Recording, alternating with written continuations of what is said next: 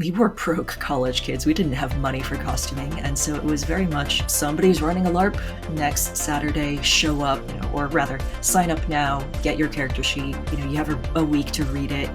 Nowadays, we're in our 30s, we all have jobs, we have disposable income. I'm attending a LARP later this month, actually, where some of us have been sewing our own costumes for the past 9 months, ordering swords from Japan, and there's a very large spectrum of how deeply we can get into this if you want to. It's time for an adventure in the worlds of user experience and game design. On Season 3 of the Design Thinking Games podcast, join old school UXers and aspiring game designers Michael Schofield, Tim Broadwater, and an array of quirky characters from pixelated heroes to mischievous NPCs in search of the ultimate player experience. Design thinking is a process that is applied to different types of games in this podcast. If you're wondering whether your favorite games have already come up, you can listen through the backlog at designthinkinggames.com. Now, Rapid Protobot, fire the design thinking laser! I'm Kaiya. In the TTRPG circles, I'm known as Mirrorlock Atelier. I design small indie games about identity, contemplation, and self-transformation. I am also a theater LARPer who has attended and run several theater LARP cons, and I might be best known as the player of Lillison in the actual play Curse of Strahd Twice Bitten, which is the thing that sort of got me into game design in the first place, oddly enough. In my non-magical life, I do a number of very boring things, which mostly involving patent filing, but mostly that's an excuse for me to get the money to do the things that I really enjoy in life, which is to basically open doors to new worlds of the imagination.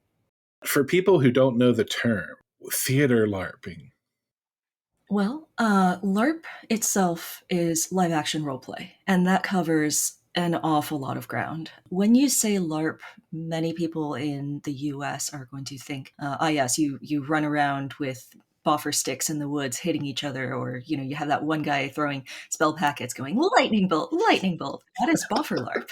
That is a very thriving community. I have so much respect for those guys. You run around 8 hours every Saturday, you're going to get fit. What I do mostly is called theater LARP or parlor LARP. It's actually more on the side of approaching TTRPG, but with some very crucial differences. So in the tradition that I'm used to, which is a very specific New York City-centric tradition, it's called Secrets and Powers LARP. And essentially what happens is the writers of the game figure out beforehand what they want the setting to be, who they want the characters to be, what sort of secrets might come out during the game. They plot this all out, and then they write character sheets. They embed all of these secrets into the character sheets, which will generally be sort of a written story of somebody's life, along with things like, also you can force somebody to tell the truth 6 times per game or something like that.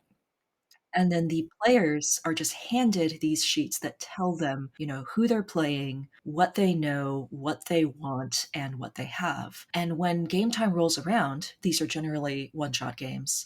All the players are essentially put into a room or a series of rooms together, knowing what they know and intending to do what they intend to do. And the writers/GMs essentially just stand back. They have nothing to do with the actual action. And they just watch as all of these secrets that they've written in sort of come out over the course of play. So somebody, one of the players might be looking for the guy who killed his brother. And another player, unaware of this, might know that, 5 years ago in a bar fight, he struck and accidentally killed this random guy. And then a third PC might know that, oh, hey, random guy that was killed 5 years ago, I hung out with him once and he told me that his name was, it turns out to be the first player's brother. And this is not going to come out immediately, but eventually at some point it will come out. It's those players' choices as to how they're going to react. You don't really hear a lot about these more performance focused games. When you say the word LARP, I've been doing quite a lot of evangelism for them, really. When you were describing it, I was like, this is like true dungeon, which I'm not sure if you've ever done. Very much where you're talking about the rooms and kind of, and there's a GM or DM there kind of guiding you. It's more fantasy based, and there's like hockey, skeet ball or something used for combat or something. But if you took the construct there and then had much more social deduction and role playing and interactivity between players and secrets that only certain, that just sounds, how am I not heard of this? Well, it sounds cool. Exactly. Yeah. I've been running a few online. After the pandemic first hit, people couldn't play these in person. And so a number of writers have been writing games that are designed to run online through Zoom or through Discord. And it's interesting to take lessons from LARPing because they are written, they're designed so that the GMs don't have to narrate what's going on and they don't have to adjudicate roles or anything like that for the most part. And looking at how you can sort of package those up and bring those into the TTRPG side has been a very interesting and fruitful field of inquiry for me. With True Dungeons, some person can just show up and try it for the first time and see if they like it. And then some people, it really scratches this like crafter side of them where they actually want to work with a persona. Is there a spectrum there? Absolutely. A lot of us started in college when, we were broke college kids. We didn't have money for costuming. And so it was very much somebody's running a LARP next Saturday, show up, or rather sign up now, get your character sheet. You have a week to read it. Nowadays, we're in our 30s. We all have jobs. We have disposable income. I'm attending a LARP later this month, actually, where some of us have been sewing our own costumes for the past 9 months, ordering swords from Japan, and uh, there's a very large spectrum of how deeply you can get into this if you want to. When you design for that type of game, I'm assuming after so many people, you have to have multiple game masters. I don't know how do you even plan like something that is like, with a board game, you can definitely test and say like, okay, we're averaging, this 30 minutes or 20 minutes of playtime, or video games are pretty clocked. Even organized play for D&D Adventure League, Pathfinder Society, Starfinder Society, anything like that, Shadowrun missions. It's a table of 4 to 5, 6 hours max. It's gated. Can you speak to the design and the management of it at all? If You can have partial crutches to lean on, such as in the design of the game, you might say, I plan to have this game run for 8 hours, and it is known, it is in a public document that players have beforehand, that at the 2 hour mark, there is a conference scheduled between these, world leaders. Let's say this is a, world summit sort of political game. At the 4 hour mark, there is going to be the second session of this summit. At the 6 hour mark, if these leaders have not yet come to an agreement, that is when the NPC armies are going to start attacking each other. But you can say this, but you can't really determine when the players are actually going to come to their final agreements. It could very well be that everybody sits down at the 2 hour mark at the first summit and all of a sudden peace breaks out. This is a common problem. Players are disgustingly polite. They just want to, solve problems. And so you have to write in sufficient incentives for players to want to be stubborn about the things that they want, to want to, yes, to want to backstab each other, or at least to want to, be in conflict for each other for limited resources. And it's usually better to overdo it on that axis than to underdo it, because if peace breaks out at 2 hours, everybody's just going to sit around for the next 6 hours. But if, they can't reach peace at 2 hours, they can't reach peace at 4 hours, they can't reach peace at 6 hours, then you've already planned for that. War is already on the table. It's already something that everybody else knows. Another common tool is to, you know, you thought you had brokered peace at 4 hours, but all of a sudden at 5 hours, unbeknownst to the players, but this is on the GM schedule, at 5 hours, a volcano, has erupted. Breaking news, this entire region of the map is obliterated. The situation has changed in some way, and then the players have a limited amount of time to have to react to that, reframe their understanding of the situation, and adapt to it.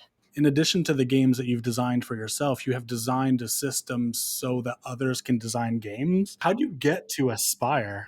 Aspire also happened by accident. This is a running theme with me. Uh, it really started when I wrote my first game, Her Odyssey, and that was based off of the Caltrop Core SRD, by Tyranny RPG. And I read that SRD, it's a very simple and elegant system. You have a bunch of D4s. You roll the D4s depending on your stats or any advantages you might have. You choose the highest out of that pool. And then, depending on what number is on that D4, that is your result for whatever challenge that you are rolling. One is you don't get what you want and things get worse. Two is you don't get what you want, but things don't get worse. Three is you get what you want, but things get complicated. And four is you get what you want and more. Can you introduce an SRD to somebody who might not be familiar? So an SRD stands for System Resource Document, which is a terribly non-descriptive name. But in the It's horrible. in the Yeah. TTRPG world, technically, it means all of the mechanics of a system that you can use to build a game around. And unfortunately, the place where most people are going to encounter it is the D&D SRD or the Pathfinder SRD. And that's really a case where it's been taken and sort of changed into something else. Because the D&D SRD or the Pathfinder SRD is a list of all of the rules, all of the spells, some of the items, class mechanics, whatever, that was meant to be okay. Outside designers can use these and, look at maybe a class mechanic and then make their own item referencing that class mechanic. But in practice, it's often players are going to go to this website with a database to look things up, look up the rules text if they don't remember exactly. So that's sort of the primary usage that many people have. On the indie TTRPG side of things, the SRDs are a more focused meaning. They are what happens when somebody writes out the mechanical bones of a system and then puts it out there and says, all right, anybody can pick this up and write a game around it. So the Caltrop Core SRD, which is the first one that I came across by Tyranny RPG, is essentially a system based around D4s where anytime you need to figure out how something you're trying to do is resolving, you roll a d4, or you roll multiple d4s depending on your stats or the situation. If you roll a 1, you don't get what you want, things get worse. With a 2, you don't get what you want, but things don't get worse. With a 3, you get what you want, but things get complicated. And with a 4, you get what you want and more. Sounds like the success, critical success, failure, critical failure kind of. I think that's what it was slightly, inspired by. And then this is the core of the SRD, and then the rest of the SRD is sort of modeled around what kinds of situations might you, the person who is writing the game based around this, give the player the option to roll 2d4 and take the highest rather than rolling just one. In what sorts of situations are you, again, the person who is writing this game, going to give the player the option to, trade in the option to roll for a token, and then later on use that token, spend that token to get an extra dice to roll? The base document that came out with the original release of the Caltrop Core SRD suggested if you are writing a game, maybe you should think of writing a multiplayer game with different playbooks where each player can choose a different archetype, and each archetype gives you different stats. And, maybe as gameplay goes on, these stats can raise and lower. So it is very much like I said, here's a mechanic, take it, go have fun with it, go forth. And when I wrote my first game, her Odyssey, I looked at this SRD and I thought, all right, this is cool. Not sure what I'm ever going to do with this. I don't really want to write games with, different character archetypes or playbooks. Nothing against those games. It's not what I want to write. And then I went and took a shower and I stepped into the shower thinking I'm not going to write a Caltrop Core game, and I stepped out with an idea fully formed.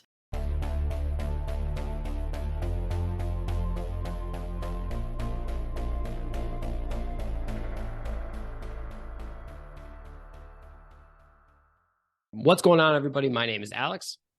And my name is Diana. And we are 2/5 of Critically Stupid, a comedy Dungeons & Dragons podcast with new episodes every Friday on YouTube and wherever you get your podcasts.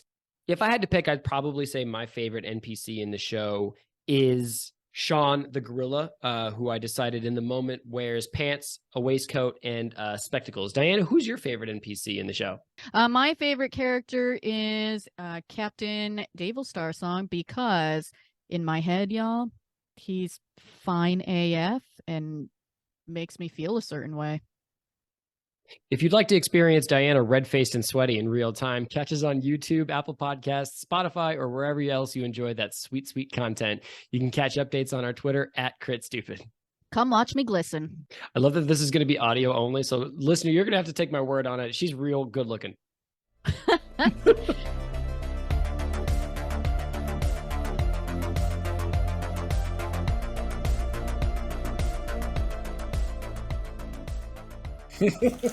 It's water. I'm a water sign, and I was telling you, when you shower, it's just like the thoughts. I have my best thoughts in bed and in the shower. The places where you've got nothing to do except wait, and the ideas start clicking together. It makes total sense. And so that's where I got my idea for how to adapt this for a single player game. If you are drawing cards from a deck of cards, that gives you a target number that you can roll against. And then the player can choose, how many dice do they want to spend to try to meet that number. Her Odyssey was still Caltrop Core based, so you were still rolling d4s. Many numbers, a suit of playing cards, the suits go from 1 to king. Many numbers you really can't hit by rolling just one d4.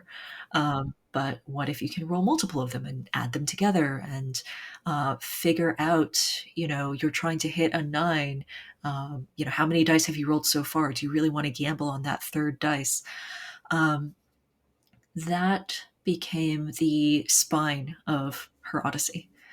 And then I kept designing other games, but I kept on coming back to this idea of having a deck of cards, whether it be playing cards or tarot cards or even niche decks like Taroka cards from the Curse of Strahd adventure. And then having some dice that you roll against the face value of those cards.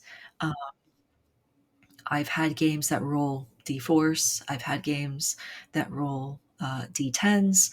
I have a game that, you have the gamut of between a D4 and a D12, but which one you have at your disposal keeps on changing depending on how much you use them. And so, with sort of this idea of, I have this central idea and I keep on exploring variations, but I really can't explore all these variations by myself. And I want to see other people write games like this.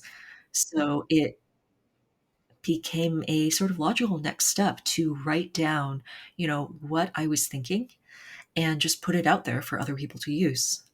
The other sort of primary point of the Aspire SRD is that somewhere in the middle of drawing cards and rolling dice, you are going to draw a card that changes the rules.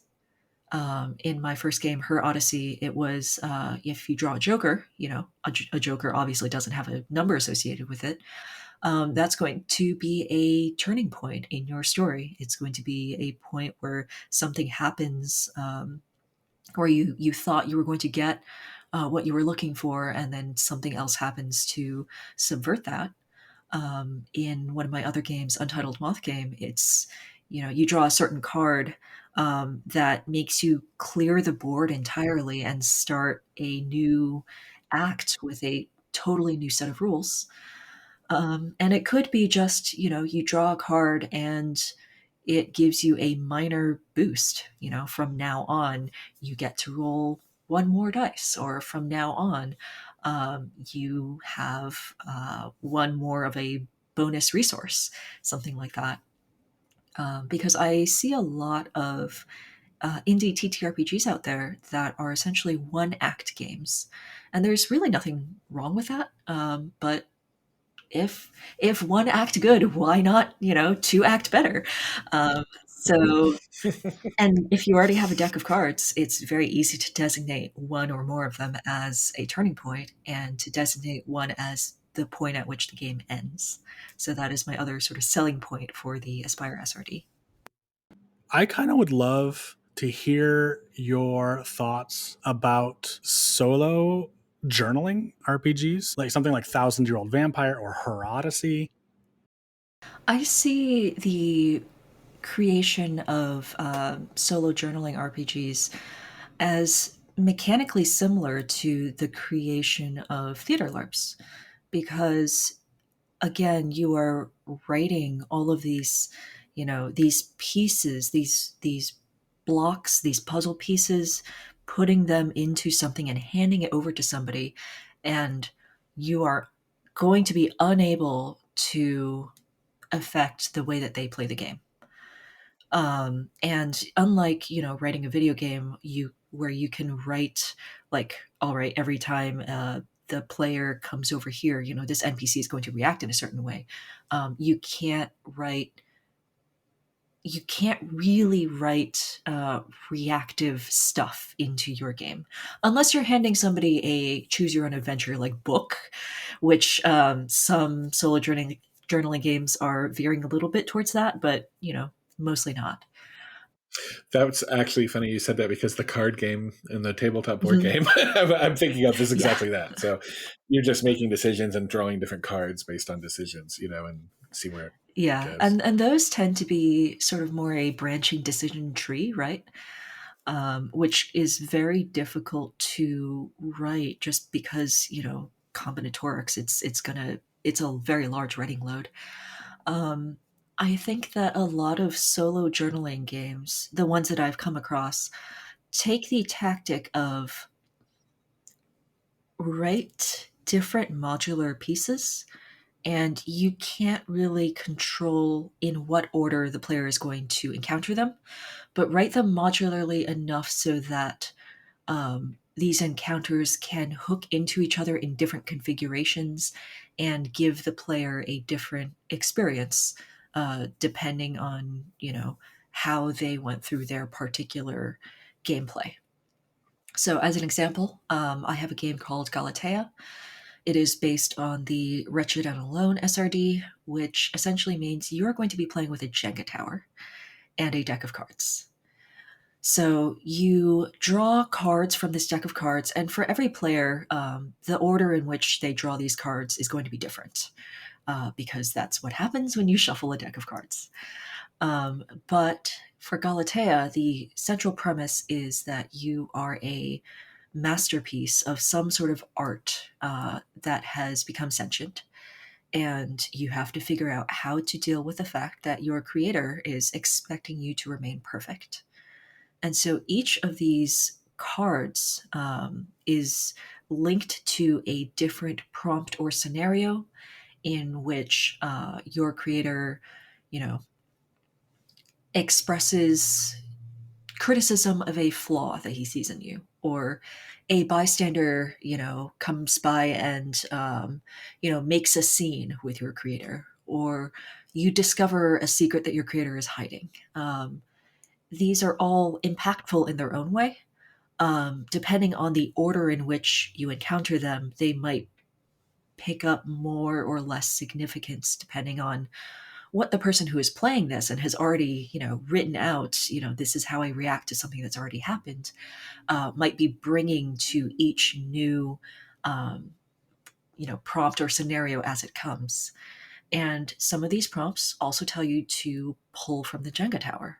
And so the more you get into this game and the shakier this tower gets, that also influences how your mindset is playing, how you might think that your character is getting more and more uncertain about their situation, even as you see the tower wobbling.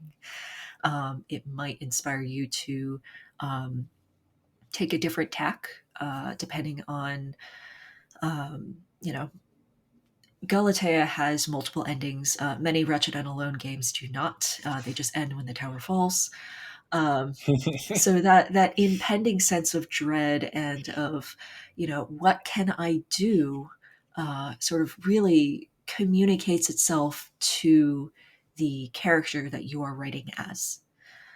Lots of people tell me that solo journaling games are really good as writing prompts for, less for somebody who thinks of themselves as, I want to play a game tonight, and more as writers who want to, get the words flowing, have a quick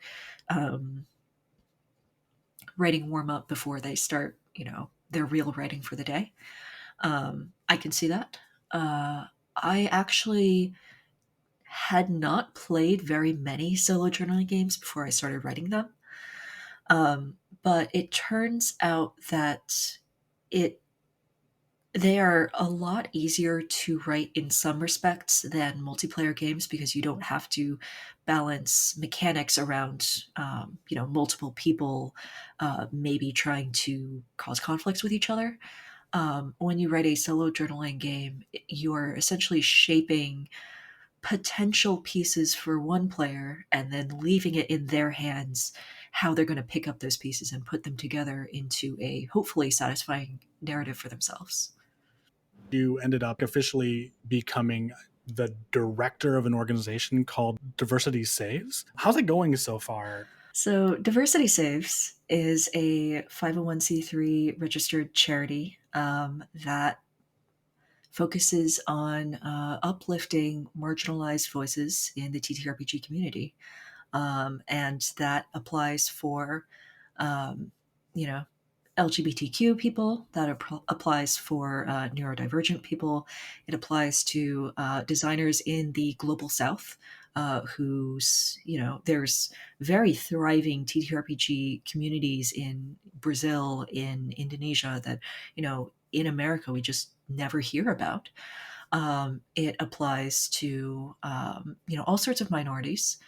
And our mission is to amplify those voices and to provide direct financial support in the forms of grants for, people who, um, would be able to make wonderful things if they had another $500 to, get somebody to do layout because, the creator is disabled in some way, or would be able to create wonderful things, but they need, a bit of money to make rent this month. or childcare or something like that. We take donations on, just normal rolling basis through our website, which is diversitysaves.org. And we provide grants on a quarterly basis, although our grant applications are always open. And again, on our website, diversitysaves.org. Once again, I got into this completely by accident. This is amazing. It's the fifth one. Go ahead. Life is full of happy accidents, and you should always keep an eye out for opportunities that you can take.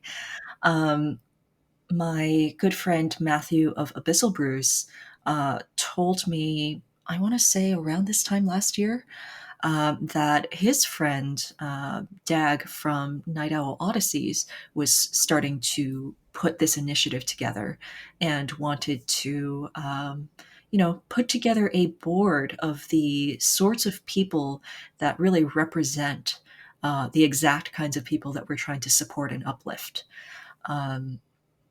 What we ended up with is a 6-member board, and Matthew himself is the only, cis white male guy on the board, and has taken a little bit of good humored, ribbing for that.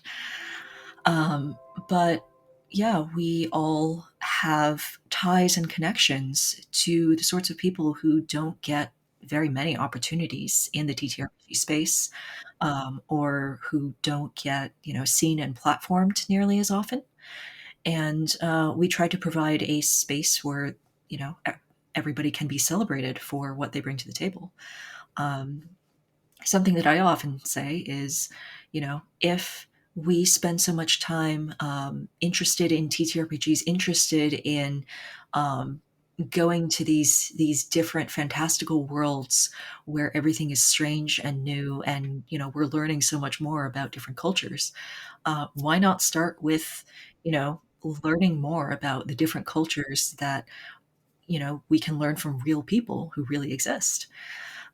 And I personally have learned so much about things like, wow, there are brilliant and talented designers in Brazil, for example, Cesar Capacla, who I never would have really come across in the course of my, very Anglosphere-centric TTRPG social circles. Mhm. If you want to learn more about Diversity Saves, donate or apply for a grant, go to diversitysaves.org. If you want to learn more about me and any of my games or any of my other work, please go to mirror-lock.com. That will also have links to my itch page, which is mirror-lock.itch.io. If you are listening to this before July 1st, 2023, you can even join in the Aspire Game Jam. That is just a fun thing that people who are interested in writing games based off of my Aspire SRD are doing on itch. You can get Aspire for free, join the jam for free, hang around, chat with people, listen to their ideas. And if you want to get in touch with me directly, you can email me at Kaiya@mirror-lock.com.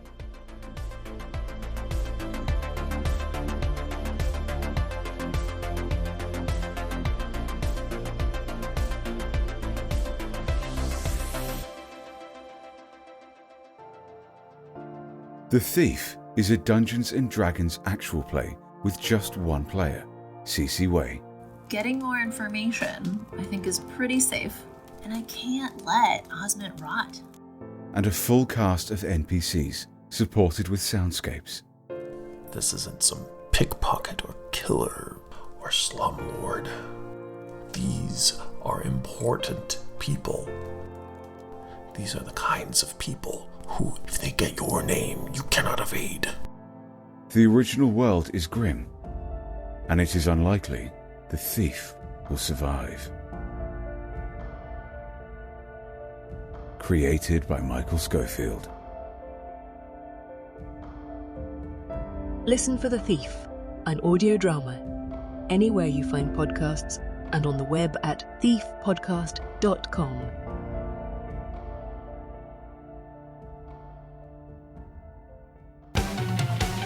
Rapid fire, no time to rest. Put your knowledge to the test. From gaming to UX, it's all a fair game.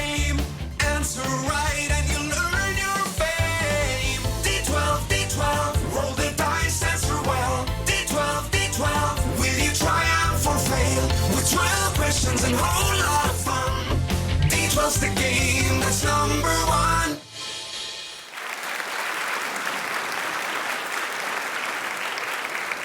It's like you're gonna roll a dice and it's gonna pick the thing.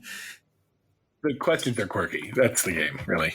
Yeah. It's just, but at any time that you're ready to begin this destructuring of your character, cast the first roll, and let us know what it lands on. Okay. All right. That is an 11. What is your go-to genre? Like alternate history, fantasy, cyberpunk, goth, horror? Magical reality, contemplation, despair. Perfect. That's great. That branches into, historical fiction. It branches into, contemporary, but it's got to be slightly magical in some weird way, and there's got to be a lot of contemplation and despair. Lots of despair. This is a theme like throughout. Yes.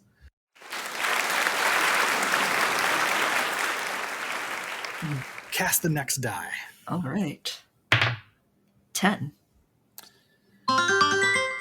Paragon or Renegade? Do you consistently go to the good path or the dark path? Paragon. I am incapable of not being the goody two shoes. I don't want to make fictional characters sad. I always find it so hard to be like, just like when there's a scene in Mass Effect, which I don't know if you've played. I'm not going to spoil anything, but one of the options is like you have two options. One is like a very heartfelt plea for like to stay out of the news, and the Renegade option is punch the reporter. I remember that. Yeah. I also find that a lot of video games in particular just have options that are locked off if you're not Paragon enough, and you don't really get an awful lot of interesting things that you can only see if you're Renegade enough. Did you ever play, not to go on a random tangent on our quick rapid fire game, but did you ever play Knights of the Old Republic? I have not, but I have so many friends who did. This is one of those games where, so my critique of Paragon and Renegade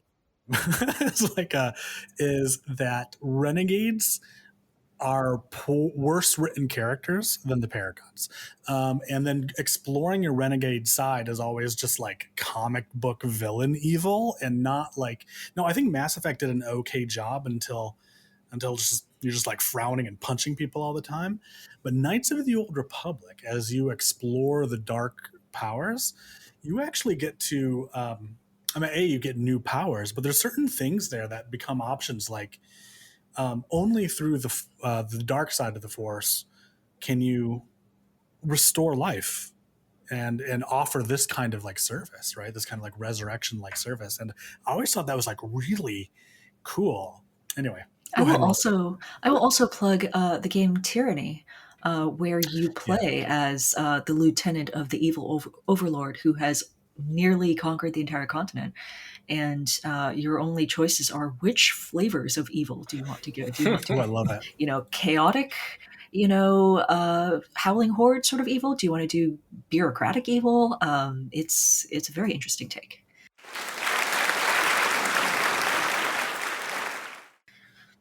All right. 7. What is your D&D alignment? Neutral evil. It's on my Twitter bio and everything. Didn't even skip a beat. Neutral evil. No problem. I have Kaiya, I have neutral evil. I have problems with the D&D alignment grid, Sure. and it basically boils down to I think everybody is actually a lot more evil than they think they are, and that should be okay. Yeah. Just embrace the evil, Mhm. you know? Write better stories for evil people. Yeah. We deserve a good narrative. Yes.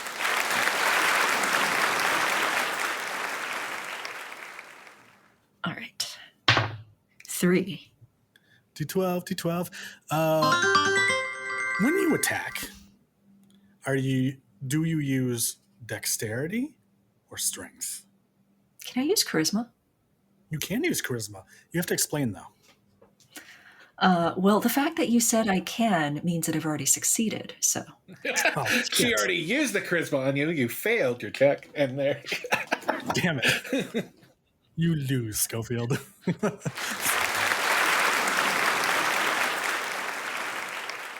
All right, go for it. 7 again. What is your favorite card game?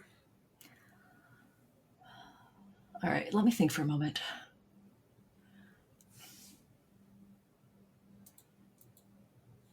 I am an ex Magic the Gathering player and an ex Hearthstone player. I'm not playing either at the moment, but now I'm really thinking about getting back into Magic Arena. Magic is crazy right now.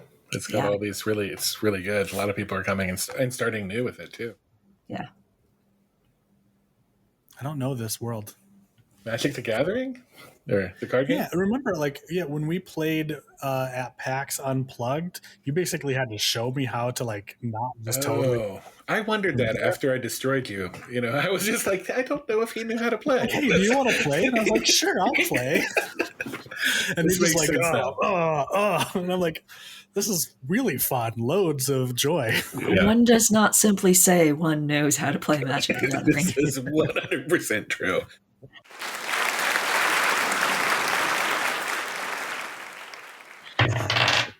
Uh, 12. Who is your favorite game villain?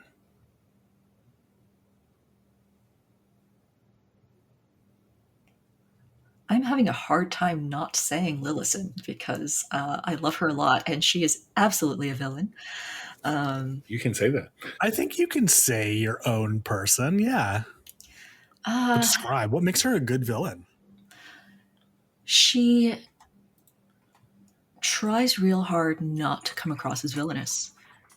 She tries really hard to come across as a very reasonable person who just wants to work with you. And if, you are going to oppose her, she's just going to change your mind magically and stealthily, but she's going to do it. She's not going to let anybody stop her, without, she can change her mind, but you have to put in effort to change her mind. But she knows the value of not being seen as a villain. And I think that that's something that a lot more villains could stand to do. Take that nod from politics or poli-sci, I guess, or whatever. It's just...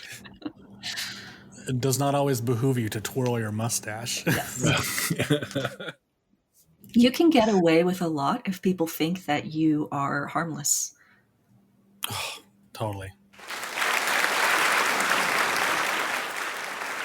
6 more questions to go. 6 more questions. All right. 12. You failed your last death save. What are your final words? It wasn't worth it. Oh, I love it. Amazing. Amazing.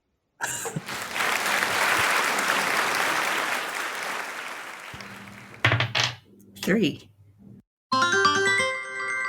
Which game is your guilty pleasure? Right now, I would say Vampire Survivors. If you want, what is Vampire Survivors? Oh my gosh, it's amazing. Okay, yeah. Vampire Survivors is a game where you are the bullet hell. bullet hell game. So you basically have nonstop monsters coming in at you. I think you can play on every device, but it's very popular on mobile. And they gave it away free during Game of the Years last year, the ceremony. And so you literally just make choices and survive as you are destroying hordes and hordes of creatures. I think I know what you're talking about. I've never heard like the genre, like bullet hell. But I mean, I can picture exactly what you're talking about. I mean, what a great descriptor. Vampire Survivors. I don't think it's technically a bullet hell game, but yes, it's a game where you are constantly spewing out weapons and bullets and stuff like that, and all that you do is you move yourself and try to position yourself so that the weapons hit the enemies, and make choices whenever you gather enough experience and level up on what weapon you want to improve. Yeah, it's I've heard of it referred to as manic shooters as well as shoot 'em up games. I mean, but you basically are just spawning death off of you, and you choose the death and how much death, and is the death on fire, that kind of thing. If you do not deal enough death, death comes for you. If you do deal enough death, death still comes for you at minute 30. But and then I hear the only way to beat the game is there's certain things that you have to do and find and unlock to then beat death. There's so many. It's a deceptively deep game, actually. I've seen that a lot. One of the people we interviewed here recently, and we never got the audio because I lost it. At PAX Unplugged was with Tunic, the designer of the game, and it's unfortunate because we lost that audio. And I should probably formally apologize to that person because they actually were never able to capture it. It was a technical error on our part, but that game is another game that has so many layers of depth to it, and you don't even know that it's not just what I would refer to as post-game credit. It's just there's just every interaction, mythology, environment, screen, object is just enriched with it. Tunic is my current favorite game ever. As an ex-linguist, there are many, many reasons to love Tunic. Mm-hmm. I agree. Ex-linguist? I was a language science minor, and this is my. I did not know. We shall talk. We shall talk. So. All right. Next dice is 11 again. Theater of the Mind or Maps and Miniatures? Maps and tokens. I run all my games on virtual tabletops. I love, having a map, making sure that everybody actually has the same, picture in mind. But I do want that digital flexibility to, all of a sudden this map changes in some way. Making players react to sudden recontextualization is one of my favorite things in all forms. Nice.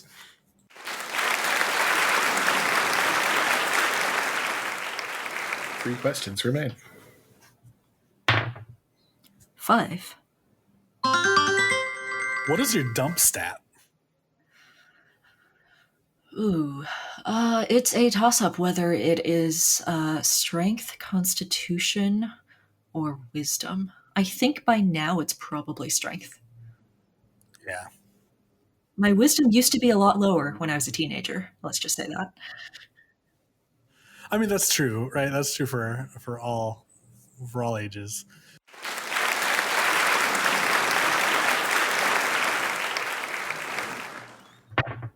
All right, 1. What game should everyone play at least once? Well, I'm going to say Tunic, for reasons that we've already discussed. It's such a good game. Another game that I would want to plug to everybody interested in specifically indie TTRPGs is the game Root and Knot. That is a 2-page game about trying to escape from the grasp of the Fae, but you have to change yourself in order to do it, and at certain points you get to change the written rules of the game. I think that is so cool. It is, one of my aspirations to make a spire like that. because changing the rules is a powerful tool. Seems like a deep theme. Yes. I love how Flux does it, the card game, simply. You can just do it with, and everything's different now. And it's different again. Mm-hmm.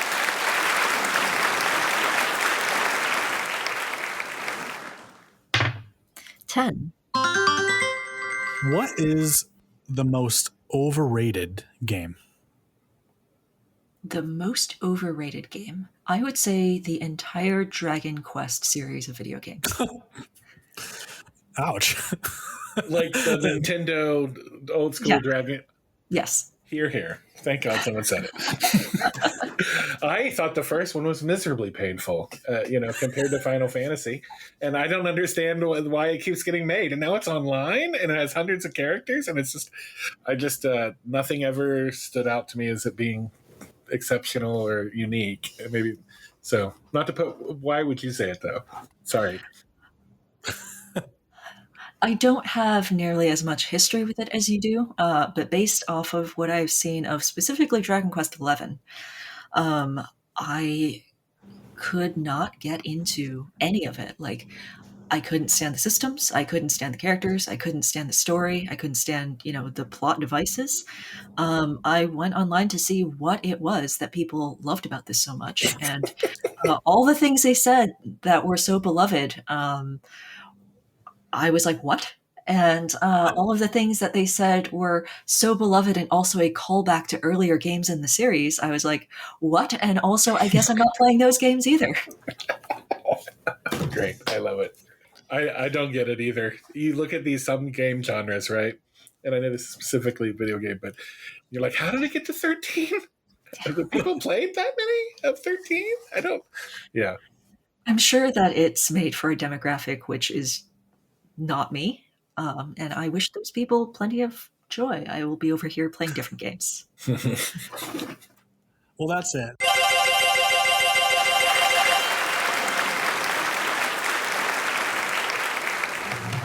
Get ready for the game that's hot. D12's what you've got. 12 questions gotta be quick. Can you handle it? Can you stick? D12, roll the dice, answer well. D12, with your triumph or faith.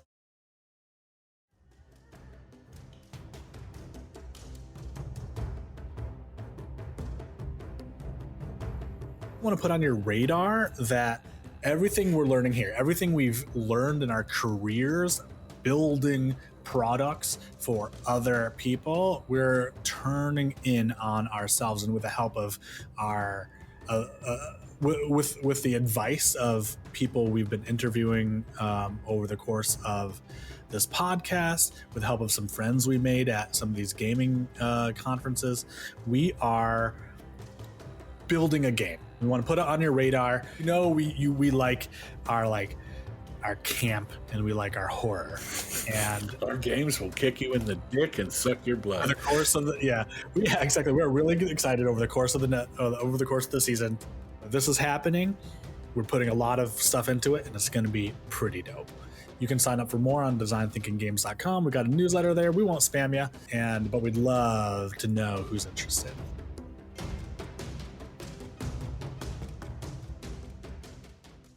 Previously on Design Thinking LARPing. They're dressed as elves, vampires, orcs, and fairies. Look, that one is dressed like us. That's not for you. Get over here, you little frustrating, stupid robot. You're coming with us. The doors are sealed. There is no way out. We are in control now, and we have rapid protobot. The time is finally ours for a new utopia. Say goodbye to Design Thinking Games. Design Thinking LARPing is a story about heroism. The script is written by a poorly trained AI, and it is performed by your poorly trained heroes. Enjoy!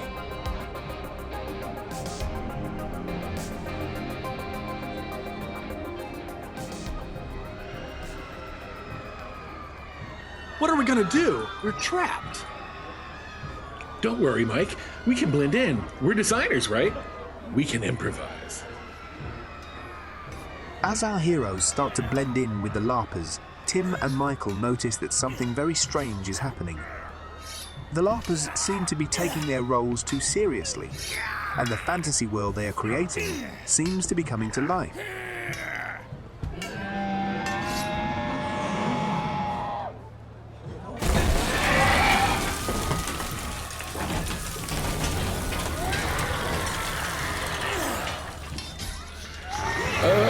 I think we may have bitten off more than we can chew, Mike.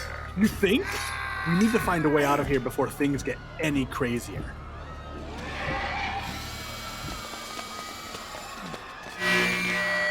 We do not merely pretend to be in a world of high fantasy.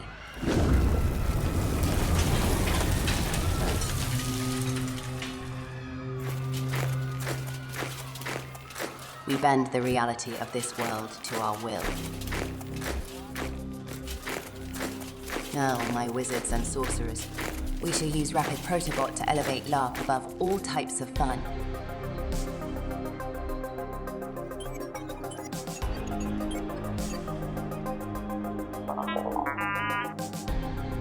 What are you doing? You must trust me. My design thinking friends. Find out in the next episode of Design Thinking Games the fate of our heroes, Tim, Michael, and, of course, Rapid Protobot, the most delightful of the three. This story continues.